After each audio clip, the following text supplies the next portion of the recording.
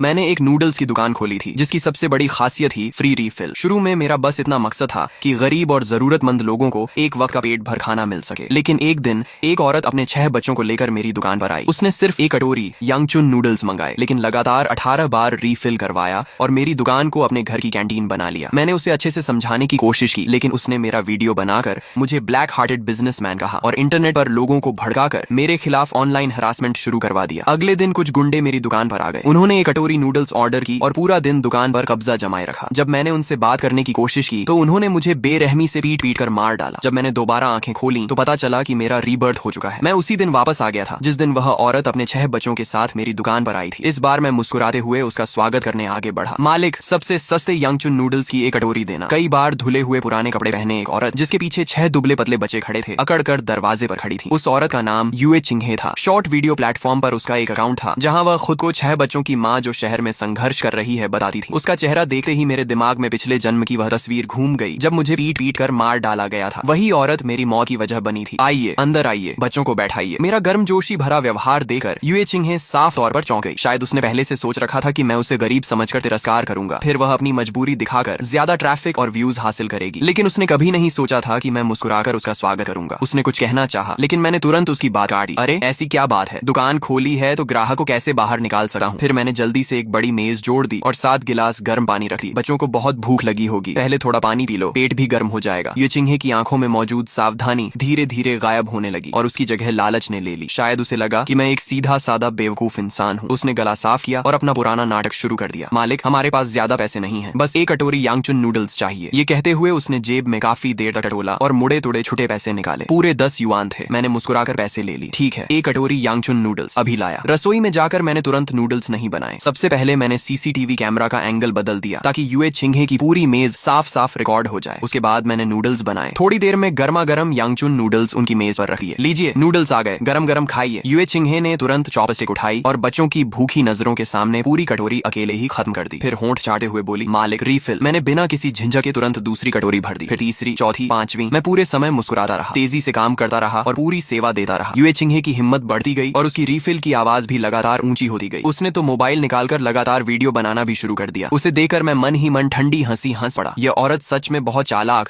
और बेहद घटिया थी। वह इंतजार कर रही थी कि कब मेरा सब्र टूटे, कब मैं उसे रोकूं या दुकान से निकालूं, ताकि वह तुरंत गरीबों को अपमानित करने वाले ब्लैक हार्टेड बिजनेसमैन वाला ड्रामा शुरू कर सके। लेकिन पिछले जन्म का अनुभव होने की वजह से इस बार मैं उसे यह मौका नहीं देने वाला था। दुकान के बाकी ग्राहक भी यह सब देखकर आपस में बातें करने लगे। एक सफाई कर्मचारी जो अक्सर मेरी दुकान पर आता था खुद को रोक नहीं पाया और बोला, शे मालिक ये। मैंने मुस्कुराकर उसे इशारा किया कि चिंता मत करो। मैं तो चाहता था कि यूए चिंघे खुलकर अपना नाटक करे। वह जितनी ज्यादा मेहनत से अभिनय करेगी मुझे उतनी ही ज्यादा खुशी होगी। जब 19वीं बार रिफिल हुआ तब आखिरकार यूए चिंघे खुद बेचैन हो गई। उसने देखा कि मैं उसके जाल में फंस ही नहीं रहा हूँ, इसलिए उसने खुद अगला कदम उठाने का फैसला किया। उसने गला साफ किया, मोबाइल कैमरे की तरफ देखा और बेहद दुखी लेकिन मजबूत बनने वाली आवाज में बोली, दोस्तों आप लोग देख रहे हैं ना, मालिक सच में बहुत अच्छे इंसान है। हमने इतना सब खा लिया लेकिन इन्होंने एक भी शिकायत नहीं की। इंटरनेट पर जिन ब्लैक हार्टेड बिजनेसमैन की बातें होती हैं ये वैसे बिल्कुल नहीं है। हम जैसे गरीब लोगों को अगर ऐसा अच्छा इंसान मिल जाए तो सच में बहुत किस्मत की बात होती है। मुझे अच्छी तरह पता था कि यह उसकी नई चाल थी। पहले वह मुझे आसमान पर चढ़ाएगी, फिर अगर बाद में मैंने जरा सा भी विरोध किया तो पहले और बाद का यह अंतर देकर लाइव स्ट्रीम देखने वाले लोग पूरी तरह भड़क जाएंगे और उसका लाइव इफेक्ट चरम पर पहुंच जाएगा, जिससे नेटिजन्स का गुस्सा और भी ज्यादा भड़क उठेगा। यही उसकी सबसे खतरनाक योजना थी। मैं मन ही मन ठंडी हंसी हंसा, लेकिन चेहरे पर अब भी वही शांत मुस्कान थी। मैंने कहा, दीदी कैसी बातें कर रही हैं? मैंने ये दुकान ही इसलिए खोली है ताकि हर किसी को गर्मा गर्म खाना मिल सके। जब तक मेरी दुकान खुली रहेगी यहाँ आने वाला कोई भी इंसान भूखा नहीं जाएगा। मेरी बात सुनते ही आसपास बैठे सभी ग्राहकों ने तालियां बजाकर मेरी तारीफ की। यूए चिंघे के चेहरे पर एक पल के लिए नाराजगी साफ दिखाई दी। उसे मेरी तारीफ नहीं चाहिए थी, वह चाहती थी कि मैं गुस्सा करूं। उसने तुरंत अपनी आंखें घुमाई और नई चाल चली। मालिक, आप सच में बहुत अच्छे इंसान हैं, लेकिन यह नूडल्स पेट नहीं भरते। अगर इतना ही भला काम कर रहे हैं तो इसमें थोड़ा मीट टॉपिंग भी डाल दीजिए। यांगचुन नूडल्स सिर्फ सादे नूडल्स थे, जबकि मीट सॉस नूडल्स की कीमत 25 युआन प्रति कटोरी थी। ये साफ साफ हद से ज्यादा फायदा उठाने की कोशिश थी। पिछले जन्म में मैंने इसी जगह उसे मना कर दिया था और तभी उसने अपना असली रंग दिखाना शुरू किया था। लेकिन इस बार भी मैं मुस्कुराया और बोला, कोई बात नहीं दीदी। इतना कहकर मैं रसोई में गया, खुशबूदार मीट सॉस का बड़ा सा चम्मच भरा और उसकी नूडल्स पर अच्छी तरह डाल दिया। फिर मुस्कुराकर बोला, बच्चों को थोड़ा अच्छा खाना मिल जाएगा, उनकी सेहत भी सुधरेगी। यूए चिंघे पूरी तरह हैरान रह गई। उसने जो लंबा भाषण पहले से तैयार कर रखा था वह उसके गले में ही अटक गया। उसे समझ ही नहीं आ रहा था कि मैं इतना सीधा क्यों बन रहा हूँ और उसकी हर मांग बिना किसी शिकायत के क्यों पूरी कर रहा हूँ। आसपास के ग्राहक भी मेरी तारीफ करने लगे। छह मालिक तो सच में भगवान जैसे इंसान है, आजकल ऐसे अच्छे लोग कहाँ मिलते हैं। लोगों की नजरों में मेरे लिए दया की जगह अब सम्मान आ चुका था। ये सब सुनकर युए चिंगहे का चेहरा कभी हरा पड़ रहा था तो कभी सफेद। उसे मेरी तारीफ नहीं चाहिए थी, उसे तो ट्रैफिक, व्यूज और इंटरनेट पर मेरे खिलाफ गालियां चाहिए थी। जब उसकी एक भी चाल काम नहीं आई तो उसने मजबूरी में खाना जारी रखा। 20वीं कटोरी, 25वीं कटोरी, 30वीं कटोरी, आखिरकार 30 कटोरी रिफिल होने के बाद 6 बच्चे कुर्सियों पर ढेर होकर बैठ गए। उनके चेहरे तक हरे पड़ चुके थे। युए चिंगहे का पेट भी पूरी तरह फूल चुका था। अब वह एक निवाला भी नहीं खा सकती थी। लेकिन इतनी सारी मुफ्त की नूडल्स खाने के बाद भी उसके चेहरे पर खुशी नहीं थी, क्योंकि आज उसका पूरा प्लान बुरी तरह फेल हो चुका था। उसने मुझे ऐसी नजरों से घूरा जैसे मैं उसका सबसे बड़ा दुश्मन हूँ। फिर जल्दी से एक बनावटी धन्यवाद कहा और अपने 6 बच्चों को लेकर घबराकर वहां से निकल गई। मैं उसकी भागती हुई पीठ को ठंडी नजर से देखा रहा। फिर मैंने अपने मुस्कुराते मुस्कुराते अकड़ चुके चेहरे को हल्का सा मलते हुए मन ही मन कहा, युए चिंगहे, क्या तुम्हें लगता है कि सब यहीं खत्म हो गया? असली खेल तो अब शुरू होगा। उसके जाने के बाद दुकान में फिर से शांति लौट आई। सफाई कर्मचारी लियू दादा मेरे पास आए और चिंता से बोले, शे मालिक, आज तो आपका बहुत नुकसान हो गया। वह पूरा परिवार साफ दिख रहा था कि सिर्फ फायदा उठाने आया है। आपको उन्हें इतना सिर पर नहीं चढ़ाना चाहिए था। मैंने मुस्कुराकर जवाब दिया, लियू दादा, चिंता मत कीजिए, मुझे पता है मैं क्या कर रहा हूँ। सभी ग्राहकों के जाने के बाद मैंने दुकान बंद की, सीसीटीवी फुटेज सेव किया और उसकी कई बैकअप कॉपीज भी बना ली। लेकिन सिर्फ इतना करना युए चिंगहे और उसके पीछे खड़ी कंपनी को हराने के लिए काफी नहीं था। पिछले जन्म में उन्होंने एक आम इंसान को इंटरनेट पर बदनाम करके मरने तक मजबूर कर दिया था। इससे साफ था कि उनके पास बहुत ताकत थी। मुझे उनसे भी ज्यादा ताकतवर हथियार चाहिए था, ऐसा हथियार जो उन्हें हमेशा के लिए खत्म कर दे। मैंने युए चिंगहे का शॉर्ट वीडियो अकाउंट खोला। अकाउंट का नाम था 6 Kids Mom Struggling in the City। उसमें सैकड़ों वीडियो थे और लगभग हर वीडियो एक जैसा था। वह अपने 6 बच्चों के साथ किसी सस्ते किराए के कमरे में रहती दिखती, साधारण खाना खाती, पीछे दुख भरा संगीत चलता और भावुक कैप्शन लिखा होता। फिर वीडियो के बीच में एडवर्टाइजमेंट और शॉपिंग लिंक लगा दिया जाता। साफ था कि उसकी कंपनी ने उसकी इमेज एक ऐसी महान सिंगल मदर की बनाई थी जिसे उसके पति ने छोड़ दिया है और जो अकेले अपने 6 बच्चों को पालने के लिए शहर में संघर्ष कर रही है। कमेंट सेक्शन में हर तरफ एक जैसी बातें थीं। दीदी हिम्मत मत हारिए, माँ का प्यार सबसे महान होता है। वीडियो देखकर रोना आ गया। यह सब देखकर मुझे घिन आने लगी। सिर्फ इस झूठी दुख भरी इमेज के सहारे युए चिंगहे ने लगभग 10 लाख फॉलोअर्स बना लिए थे। मैंने ठंडी हंसी के साथ उसका सबसे नया वीडियो खोला। वह सिर्फ आधा घंटा पहले अपलोड हुआ था। वीडियो में मेरी दुकान में नूडल्स खाने वाला वही सीन था, लेकिन उसे बहुत चालाकी से एडिट किया गया था। वीडियो में वह और उसके बच्चे खुशी खुशी खाना खाते दिख रहे थे, जबकि मैं शुरू से आखिर तक मुस्कुराकर उनकी हर बात मानता दिखाई दे रहा था। पीछे बहुत भावुक संगीत चल रहा था और टाइटल लिखा था, इस शहर में अब भी इंसानियत जिंदा है। ओयू फेरी नूडल शॉप के मालिक ने सिर्फ 10 युआन में हम 7 लोगों का पेट भर दिया। दिल से धन्यवाद। वीडियो के नीचे मेरी दुकान का पूरा पता भी साफ साफ लिखा हुआ था। कमेंट सेक्शन में हर तरफ मेरी तारीफ हो रही थी। मालिक का दिल बहुत बड़ा है, जरूर जाकर सपोर्ट करेंगे। एड्रेस सेव कर लिया है, कल ही जाकर खाना खाऊंगा। अच्छे लोगों को हमेशा अच्छा फल मिलना चाहिए। मालिक को सलाम। युए चिंगहे की यह चाल सच में बहुत खतरनाक थी। आज यह वीडियो देखकर बहुत सारे लोग मेरी दुकान पर टूट पड़ेंगे। जैसे जैसे भीड़ बढ़ेगी, अगर मेरी सेवा में थोड़ी सी भी कमी रह गई या फिर खर्चे की वजह से मैं हर किसी की अनलिमिटेड रिफिल की मांग पूरी नहीं कर पाया, तो वहीं से झगड़ा शुरू हो जाएगा। उस समय युए चिंगहे फिर सामने आएगी और कहेगी कि मैं बदल गया हूँ, या फिर फेम और ट्रैफिक ने मेरा दिमाग खराब कर दिया है। सारी गंदगी मेरे ऊपर डाल दी जाएगी और उसे फिर से पहले से भी ज्यादा ट्रैफिक, व्यूज और एक्सपोजर मिल जाएगा। सच में एक तीर से 2 निशाने लगाने वाली बहुत खतरनाक योजना थी। ये सब सोचते सोचते ही मेरा पूरा शरीर गुस्से से कांपने लगा। अब मुझे हर हाल में पलटवार करना था। मैंने वीडियो बंद कर दिया और पुलिस का नंबर डायल किया, लेकिन कुछ देर सोचने के बाद कॉल काटी। पुलिस को बुलाने का कोई फायदा नहीं था। उसने कोई कानून नहीं तोड़ा था। यह मामला सिर्फ मोरालिटी का था और पुलिस भी इसमें कुछ नहीं कर सकती थी। तभी अचानक मेरे दिमाग में एक तरीका आया, अगर कानून ऐसे लोगों को सजा नहीं दे सका तो फिर मैं भी उसी की चाल उसी पर क्यों न चलूं। अगले ही दिन युए चिंगहे का वह वीडियो सच में वायरल हो गया। मेरी छोटी सी नूडल्स की दुकान एक ही रात में internet famous check in spot बन गई। सुबह ठीक 8 बजे जैसे ही मैंने दुकान का शटर खोला, बाहर पहले से ही लोगों की भारी भीड़ जमा थी। चारों तरफ मोबाइल कैमरे और लाइव स्ट्रीमिंग के लिए लगाए गए उपकरण सीधे मेरे चेहरे की तरफ थे। मालिक, आप ही है ना वही 10 युआन में सबका पेट भरने वाले फरिश्ते जैसे मालिक? हम 6 Kids Mom का वीडियो देखकर खास आपके यहाँ आए हैं। मालिक, आप सच में बहुत अच्छे इंसान हैं। मालिक, हमें भी एक कटोरी यांगचून नूडल्स दीजिए। हम भी देखना चाहते हैं कि सच में अनलिमिटेड रिफिल मिलता है या नहीं। पूरी भीड़ में शोर मचा हुआ था। कुछ लोग सच में मेरा सपोर्ट करने आए थे, कुछ सिर्फ तमाशा देखने आए थे, लेकिन सबसे ज्यादा लोग ऐसे थे जिनकी आंखों में लालच और स्वार्थ साफ दिखाई दे रहा था। हर कोई मोबाइल उठाकर लाइव स्ट्रीम कर रहा था और लगभग सभी के टाइटल एक जैसे थे। मुझे पहले से ही इसकी उम्मीद थी, इसलिए मैंने चेहरे पर वही कल वाली मुस्कान बनाए रखी और ऊंची आवाज में कहा, आप सभी का स्वागत है, कृपया धक्का मत दीजिए, एक एक करके आइए। दुकान में सभी के बैठने की जगह है। मैं वादा करता हूँ कि हर किसी को खाना मिलेगा और कोई भी भूखा नहीं जाएगा। मेरी बात सुनकर भीड़ धीरे धीरे लाइन में लगने लगी और कुछ ही देर में दुकान पूरी तरह भर गई। मालिक, रिफिल। मालिक, जल्दी कीजिए। अरे भाई, मैं तो 5 मिनट से इंतजार कर रहा हूँ। चारों तरफ से लगातार आवाजें आने लगी। मैं अकेला ही रसोई और ग्राहकों के बीच लगातार भाग दौड़ कर रहा था। पसीने से मेरे पूरे कपड़े भीग चुके थे और मुझे ऐसा लग रहा था जैसे मेरी दोनों बाहें अब जवाब देने वाली हैं। तभी लाल रंग के बालों वाला एक युवा स्ट्रीमर अपने मोबाइल पर लाइव करते हुए जोर से बोला, दोस्तों, हमने तो पहले ही 10 बार रिफिल करवा लिया है, लेकिन अब मालिक की स्पीड साथ नहीं दे रही। क्या हुआ मालिक, अब निभा नहीं पा रहे क्या? उसके बगल में खड़ा बोला उसका साथी भी तुरंत आग में घी डालते हुए बोल पड़ा, बिल्कुल ये मालिक तो ठीक नहीं है। कल 6 किड्स मॉम अपने 6 बच्चों के साथ आई थी, तब तो उसने 30 कटोरी रीफिल करवा ली थी, और आज हम लोगों ने अभी कितनी ही कटोरियां खाई हैं तब भी इससे परेशानी होने लगी। मैंने मुस्कुराते हुए एक बड़ी सी कटोरी नूडल्स उसके सामने रखी और कहा, छोटे भाई माफ करना, आज भीड़ ज्यादा है इसलिए तुम्हें थोड़ा इंतजार करना पड़ा, लो तुम्हारे नूडल्स। वह एक पल के लिए हैरान रह गया, शायद उसने सोचा भी नहीं था कि मैं गुस्सा होने की बजाय अब भी इतने अच्छे व्यवहार से पेश आऊंगा। आखिरकार उसने मजबूरी में चॉपस्टिक उठाई। उसके लाइव स्ट्रीम में दर्शक लगातार मजाक उड़ा रहे थे, अगर खा नहीं सकते तो खाना बर्बाद मत करो। उन तानों के बीच उसने जबरदस्ती पूरी कटोरी अपने मुंह में ठूंस ली। पूरे दिन मैंने 300 से भी ज्यादा ग्राहकों की सेवा की, कुल मिलाकर 1000 से भी ज्यादा कटोरी नूडल्स रीफिल करके परोसी। रात के 10 बजे जब आखिरी ग्राहक भी चला गया तो मैं थकर कुर्सी पर गिर पड़ा। ऐसा लग रहा था जैसे मेरे शरीर की सारी ताकत खत्म हो चुकी हो। पूरे दिन की कमाई में से खर्चा निकालने के बाद मुझे लगभग 8000 युआन का नुकसान हुआ था। दुकान बंद होने से पहले लियू दादा फिर आए। इस बार वह नूडल्स खाने नहीं बल्कि मेरी मदद करने आए थे। उन्होंने चिंता से कहा, अगर ऐसा ही चलता रहा तो लोग तुम्हारी दुकान खाकर ही बंद करवा देंगे। मैंने बिना कुछ कहे दराज खोली, एक लिफाफा निकाला और उनके हाथ में देते हुए कहा, ये पिछले कुछ दिनों की मेरी कमाई है, आप मेरी एक मदद कर दीजिए। कल सुबह होते ही इसे शहर के पश्चिम वाले ऑर्फनेज में पहुंचा दीजिए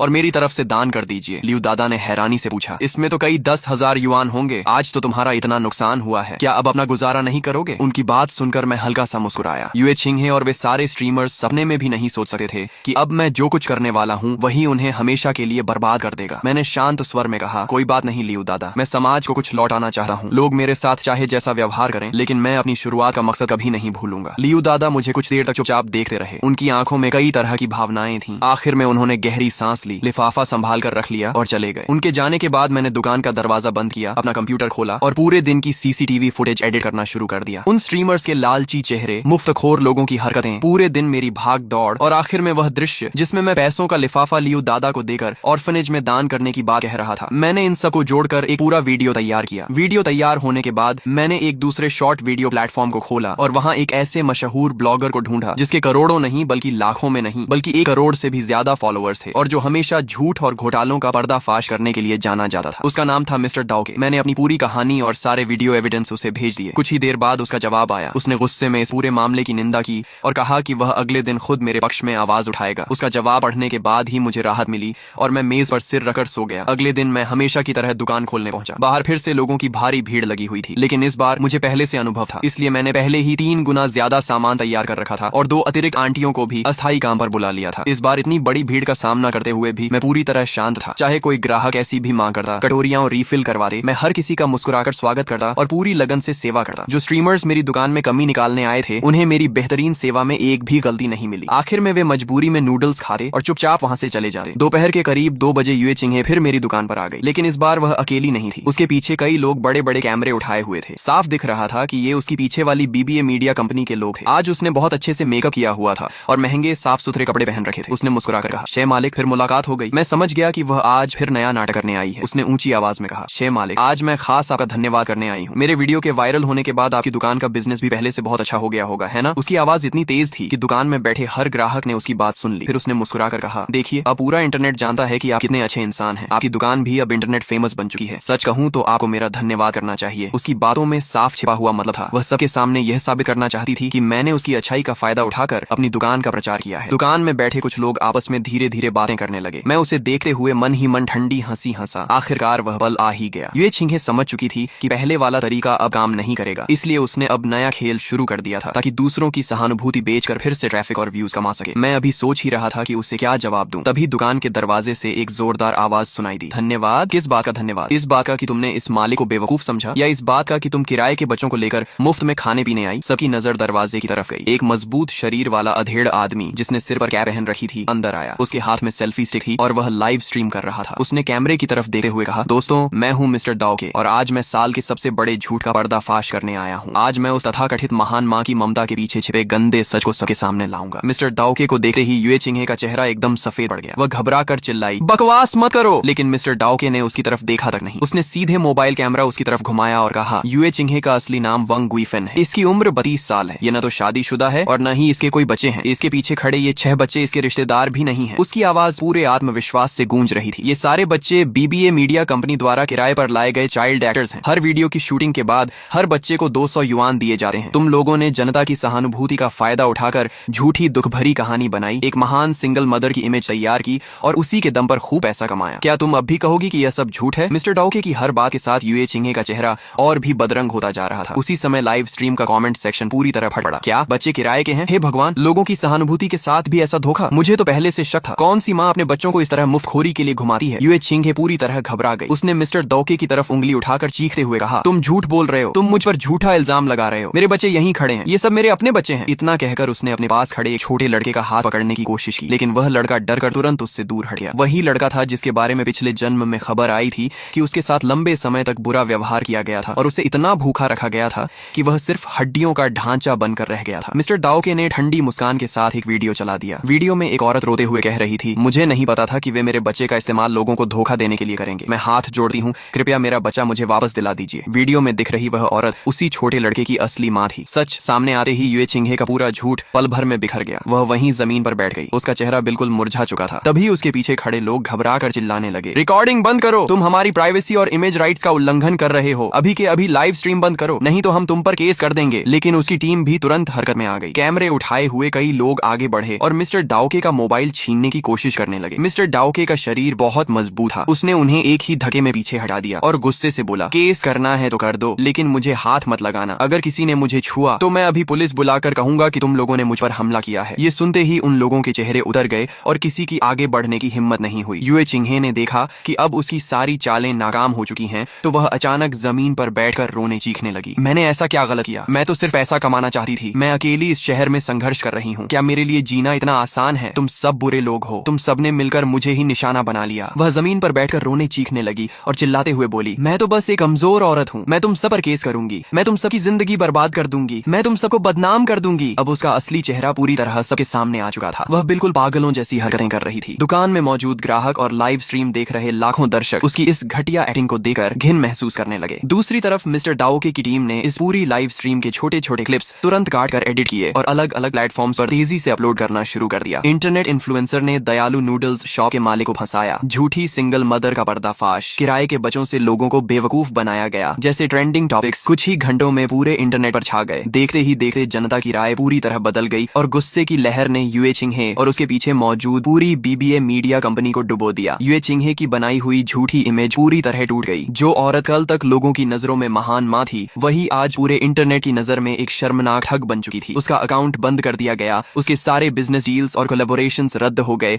और पूरे इंटरनेट पर लोग उसकी खुलकर आलोचना करने लगे। मैंने एक राहगीर द्वारा रिकॉर्ड किया गया वीडियो देखा जिसमें उसकी अपनी कंपनी के कर्मचारी उससे किसी आवारा कुत्ते की तरह घसीटते हुए मेरी दुकान से बाहर ले जा रहे थे। पुनर्जन्म के बाद पहली बार मेरे चेहरे पर दिल से मुस्कान आई, लेकिन मैं अच्छी तरह जानता था कि यूए चिंगे का खत्म होना आखिर नहीं बल्कि शुरुआत ही। उसके पीछे खड़ी बीबीए मीडिया कंपनी ही असली खतरा थी। मुझे आज भी साफ याद था कि पिछले जन्म में इंटरनेट पर मेरे खिलाफ नफरत फैलाने वाली यूए चिंगे थी, लेकिन मुझे पीट पीट कर मारने वाले बीबीए के वही गुंडे थे। मरते वक्त भी उनके शब्द मेरे कानों में गूंज रहे थे, हमारी सबसे बड़ी इंटरनेट इन्फ्लुएंसर से पंगा लेने की हिम्मत कैसे हुई? आज तुझे जिंदा नहीं छोड़ेंगे। यूए चिंगे तो सिर्फ सामने रखी गई एक मोहरा थी। असली डर उस कंपनी से था जो ट्रैफिक और व्यूज के लिए किसी भी हद तक जा सकती थी, यहाँ तक कि गुंडों का इस्तेमाल करने से भी नहीं हिचकती थी। और अब मैंने सिर्फ उनकी सबसे बड़ी इन्फ्लुएंसर को ही नहीं छेड़ा था, बल्कि अपने हाथों से उसका पूरा करियर भी खत्म कर दिया था। मुझे पूरा यकीन था कि वे लोग मुझे कभी माफ नहीं करेंगे, लेकिन मेरी उम्मीद के उलट अगले 2 दिन बिल्कुल शांत बीते। जैसा मैंने सोचा था वैसा कोई बदला लेने नहीं आया। यूए चिंगे और उसकी मैनेजमेंट कंपनी ऐसे गायब हो गए जैसे उनका कभी अस्तित्व ही नहीं था। मेरी नूडल्स की दुकान भी फिर से पहले जैसी सामान्य हो गई, बल्कि पहले से भी ज्यादा मशहूर हो गई। शहर के बहुत से लोग मेरे काम से प्रभावित होकर सच दिल से मेरी दुकान पर आने लगे। वे एक कटोरी नूडल्स खाते और अपनी मर्जी से दूसरी कटोरी के भी पैसे देकर जाते। अब किसी ने भी अनलिमिटेड रिफिल की बात नहीं की। कुछ दिन बाद लियू दादा भी वापस आए। उनके हाथ में ऑर्फनेज की तरफ से भेजा गया धन्यवाद पत्र और दान की आधिकारिक रसीद थी। उन्होंने बहुत सम्मान के साथ वह दोनों चीजें मेरे हाथ में सौंप दी। मैंने धन्यवाद पत्र और रसीद को सावधानी से दीवार पर टांग दिया। ऐसा लग रहा था कि अब सब कुछ धीरे धीरे सही दिशा में बढ़ रहा है, लेकिन मेरे दिल की बेचैनी हर दिन और बढ़ती जा रही थी, क्योंकि मैं जानता था कि तूफान आने से पहले की शांति सबसे ज्यादा खतरनाक होती है। मैं लगातार चिंता में डूबता जा रहा था। उस रात भी हमेशा की तरह मैंने दुकान बंद की और जाने ही वाला था कि दरवाजे पर एक ऐसा इंसान दिखाई दिया जिसकी मुझे बिल्कुल उम्मीद नहीं थी। वह थे मिस्टर डाओके। इस बार उन्होंने लाइव स्ट्रीम शुरू नहीं की थी। वह अकेले ही गंभीर चेहरे के साथ अंदर आए। उन्होंने कहा, शे मालिक, क्या हम थोड़ी देर बात कर सकते हैं? मैंने उन्हें पानी का एक गिलास दिया और पूछा, मिस्टर डाओके, आप इस समय यहाँ कैसे? उन्होंने पानी का एक घूंट पिया और गंभीर आवाज में कहा, मैं तुम्हें सावधान करने आया हूँ। मैंने तुरंत पूछा, क्या आप यूए चिंगे की पीछे वाली मैनेजमेंट कंपनी की बात कर रहे हैं? उन्होंने सिर हिलाते हुए कहा, हाँ, मैंने इस कंपनी की जांच की है, लेकिन जो पता चला वह मेरी उम्मीद से भी ज्यादा खतरनाक है। यह लोग सिर्फ इंटरनेट इन्फ्लुएंसर्स तैयार करने का काम नहीं करते। इनके पीछे कई तरह तरह के ग्रे बिजनेस, यहाँ तक कि गैर कानूनी लोन बिजनेस भी जुड़े हुए हैं। ये चिंहे तो सिर्फ इनके लिए पैसा कमाने का एक औजार थी। अब जब वह बेकार हो चुकी है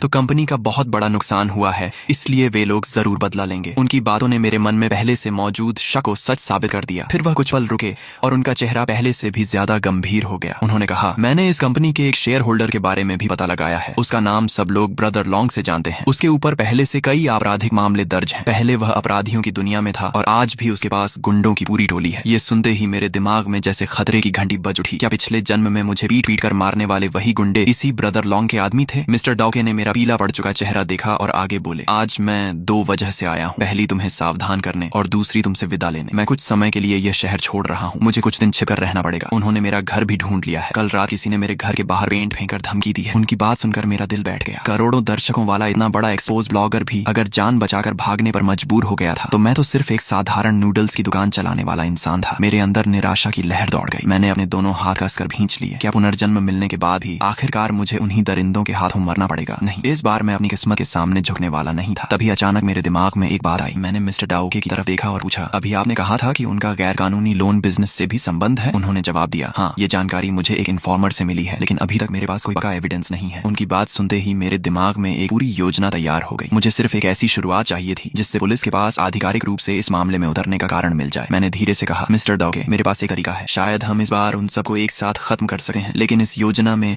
आपका साथ देना जरूरी होगा और ये बहुत खतरनाक भी है। मिस्टर डाउके कुछ पल तक मेरी आंखों में देखते रहे, फिर उनकी आंखों में दृढ़ निश्चय की चमक उभर आई। उन्होंने जोर से सिर हिलाया और कहा, छे मालिक, बताइए क्या करना है। मैं इतने सालों से झूठ और धोखेबाजों का पर्दाफाश करता आया हूँ। आज तक मैं किसी से नहीं डरा। मेरी योजना बहुत सीधी थी। मैं खुद को ही चारे के रूप में इस्तेमाल करने वाला था। मैंने मिस्टर डाउके से कहा कि वह अपने करोड़ों फॉलोअर्स वाले अकाउंट पर एक नया वीडियो पोस्ट करें। उस वीडियो में यूए चिंहे की मैनेजमेंट कंपनी पर और भी गंभीर आरोप लगाए जाए, खासकर उनके गैर कानूनी फंड रेजिंग, अवैध लोन बिजनेस और लोगों से हिंसा करके वसूली करने जैसी हरकतों का खुलकर जिक्र किया जाए। मुझे पूरा विश्वास था कि जैसे ही यह वीडियो इंटरनेट पर आएगा वह मैनेजमेंट कंपनी जरूर बुरी तरह भड़क जाएगी। वीडियो के आखिर में मिस्टर डाउके ऐलान करेंगे कि इस शुक्रवार रात ठीक 8 बजे वह मेरी नूडल्स की दुकान पर लाइव स्ट्रीम करेंगे और उस दौरान सारे अहम एविडेंस सबके सामने रखेंगे। लेकिन यह सब झूठा। हमारे पास ऐसा कोई भी निर्णायक एविडेंस था ही नहीं। इस पूरे प्लान का मकसद सिर्फ इतना था कि सामने वाली कंपनी खुद हमला करने पर मजबूर हो जाए। उनकी नजर में अगर मिस्टर डाउके ने सच में वे सबूत सार्वजनिक कर दिए तो उनका पूरा साम्राज्य खत्म हो जाएगा। इसलिए उनके पास सिर्फ एक ही रास्ता बचेगा, शुक्रवार रात 8 बजे से पहले मिस्टर डाउके और मुझे हमेशा के लिए चुप करा देना। दूसरी तरफ मैंने पहले ही पुलिस से संपर्क कर लिया था, लेकिन मैंने यह नहीं कहा कि मुझ पर हमला होने वाला है। मैंने खुद को एक पीड़ित की तरह पेश करते हुए शिकायत दर्ज करवाई। मैंने पुलिस को बताया कि मुझे उस मैनेजमेंट कंपनी की तरफ से धमकी भरे फोन आ रहे हैं और पिछले कई दिनों से मेरी दुकान के बाहर कुछ संदिग्ध लोग लगातार घूम रहे हैं। साथ ही मैंने मिस्टर डाउके के वीडियो का भी जिक्र किया और कहा कि मुझे अपनी और उनकी सुरक्षा की गंभीर चिंता है। मैंने पुलिस से अनुरोध किया कि शुक्रवार रात मेरी दुकान के आसपास सुरक्षा व्यवस्था की जाए। पुलिस ने मेरी शिकायत दर्ज कर ली और कहा कि वे इस मामले को गंभीरता से लेंगे। अगले 3 दिनों तक मेरी नूडल्स की दुकान हमेशा की तरह चलती रही, लेकिन मुझे साफ महसूस हो रहा था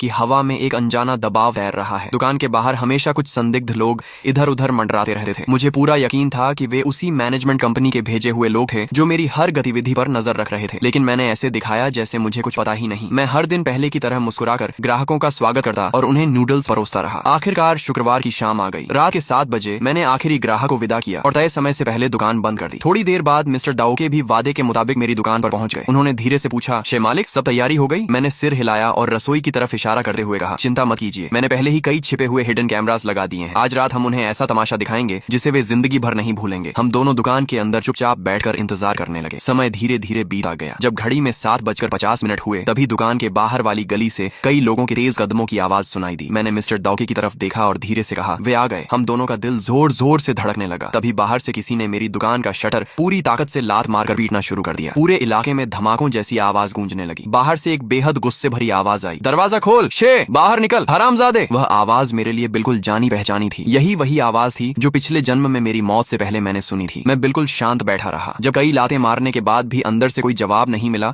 तो उन्होंने लोहे की रॉड निकालकर शटर उखाड़ना शुरू कर दिया। रात की खामोशी में लोहे के रगड़ने की वह डरावनी आवाज पूरे शरीर में सिहरन पैदा कर रही थी। मिस्टर डाउके के हाथ भी डर से कांपने लगे थे। लेकिन तभी अचानक गली के दूसरे सिरे से तेज पुलिस की लाल नीली लाइटें चमक उठी। अगले ही पल सायरन की आवाज गूंज उठी, कोई हिलेगा नहीं, पुलिस। करीब दर्जन भर पुलिस वाले दौड़ते हुए आए और दरवाजा तोड़ने की कोशिश कर रहे उन सारे गुंडों को रंगे हाथों घेर लिया। मैं, मिस्टर डाउके और वे सारे गुंडे एक साथ हैरान रह गए। मेरी असली योजना तो यह थी कि पहले वे लोग मेरी दुकान में तोड़ फोड़ करें और उसके बाद मैं पुलिस बुलाऊं ताकि वे रंगे हाथों पकड़े जाएं। लेकिन पुलिस तो पहले से ही यहाँ घात लगाकर बैठी थी। उधर गुंडों की हालत भी खराब हो गई। उनके हाथों से हथियार जमीन पर गिर गए और वे डर के मारे वहीं सिर पकड़कर बैठ गए। तभी एक पुलिस अधिकारी मेरी दुकान के दरवाजे तक आया और शटर पर दस्तक देते हुए बोला, शे मालिक नमस्ते, हम शहर की क्रिमिनल इन्वेस्टिगेशन टीम से हैं। हमें सूचना मिली थी कि यहाँ एक आपराधिक गिरोह अपराध करने की तैयारी कर रहा है। मैंने दरवाजा खोला और हैरानी से पूछा, पुलिस अंकल? लेकिन मैंने तो पुलिस नहीं बुलाई थी। वह अधिकारी हल्का सा मुस्कुराया और बोला, इस बार सूचना आपकी तरफ से नहीं आई, हमें यहाँ भेजने का आदेश हमारे बड़े अधिकारी का था। मैं हैरान होकर बोला, बड़े अधिकारी? लेकिन मैं तो किसी बड़े अधिकारी को जानता भी नहीं। तभी पीछे से एक जानी पहचानी आवाज आई, शे मालिक, बहुत दिनों बाद मुलाकात हुई। मैंने मुड़कर देखा तो मेरी आंखें पूरी तरह फैल गईं। सामने वहीं लियू दादा खड़े थे, लेकिन इस बार उन्होंने साफ सुथरी आधिकारिक वर्दी पहन रखी थी। दोनों हाथ पीठ के पीछे बंधे हुए थे और उनके पूरे व्यक्तित्व से रौब और गरिमा साफ झलक रही थी। उन्हें उस रूप में देखकर मेरा दिमाग कुछ पल के लिए बिल्कुल सुन्न हो गया। लियू दादा, आप शे मालिक, माफ करना, मैंने आज तक तुम्हें सच नहीं बताया। मैं क्रिमिनल इन्वेस्टिगेशन डिवीजन का टीम लीडर हूँ। मैं वहीं खड़ा रह गया। इतनी बड़ी सच्चाई को एक साथ समझ पाना मेरे लिए आसान नहीं था। जिस बुजुर्ग को मैं हर दिन नूडल्स परोसता था, जिसके लिए मैं बार बार सूप भरता था और जिसकी मैं हमेशा चिंता करता था, वह असल में अपनी पहचान छिपाए हुए एक वरिष्ठ पुलिस अधिकारी थे। लियू दादा ने शांत स्वर में कहा, उस बीजीए मीडिया कंपनी पर हमारी टीम बहुत समय से नजर रखे हुए थी। उसका मालिक पहले एक सड़क छाप गुंडा था। उसने गलत तरीकों से पैसा कमाया और बाद में इंटरनेट का दौर आने पर यह कंपनी खोल ली। ऊपर से वह इंटरनेट इन्फ्लुएंसर तैयार करता था, लेकिन अंदर से उसका काम आज भी वही था। वह युवाओं को बहकाकर जरूरत से ज्यादा खर्च करवाता, तरह तरह के जाल बिछाता और न जाने कितने लोगों की जिंदगी बर्बाद कर चुका था। हम उसे बहुत पहले से पकड़ना चाहते थे, लेकिन वह बहुत चालाक था। उसके सारे असली एविडेंस इतनी गहराई से छिपे हुए थे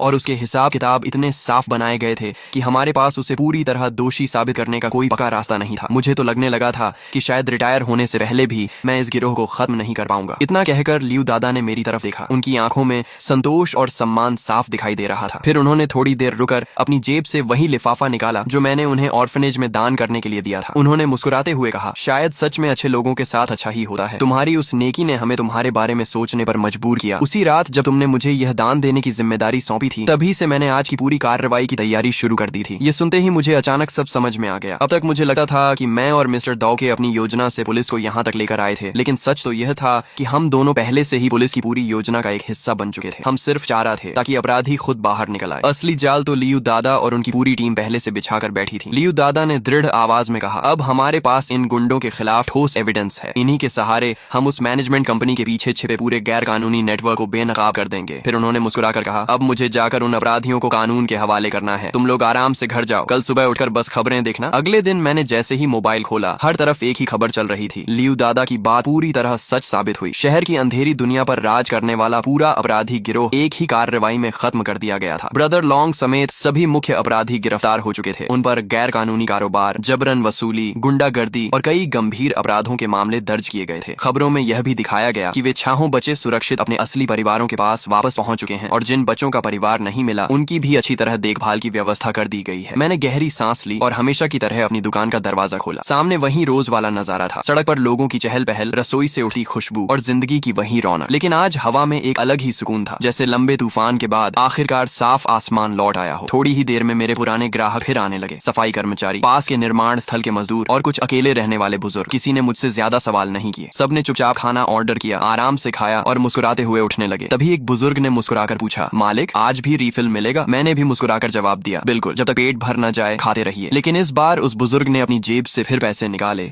और पूरे सम्मान के साथ मेरी हथेली पर रखते हुए कहा, नहीं बेटा, तुम्हारी अच्छाई को हम अपना हक नहीं बना सकते। अच्छे इंसानों को हमेशा अच्छा फल मिलना चाहिए। उसी शाम लियू दादा भी फिर मेरी दुकान पर आए। इस बार उन्होंने अपनी वर्दी उतार दी थी और फिर से वही साधारण शांत बुजुर्ग बन गए थे। वह अपनी हमेशा वाली जगह पर बैठकर मुस्कुराए और बोले, मालिक एक कटोरी यांगचुन नूडल्स और हाँ, इस बार ऊपर से थोड़ा ज्यादा हरा प्याज डाल देना। तो दोस्तों, इस मैनहुआ की कहानी यहीं खत्म होती है। अगर आपको यह मैनहुआ रिकैप पसंद आया हो तो वीडियो को लाइक करें, चैनल सब्सक्राइब करें और बेल आइकॉन जरूर दबाएं ताकि ऐसी ही जबरदस्त मैनहुआ और एनिमे रिकैप्स सबसे पहले आपको मिलते रहें। अगर आप चाहते हैं कि मैं इस तरह की और भी कमाल की कहानियां लेकर आऊं तो कमेंट में जरूर बताइए। मिलते हैं अगली शानदार मैनहुआ रिकैप के साथ। तब तक के लिए धन्यवाद और अपना ख्याल रखिए।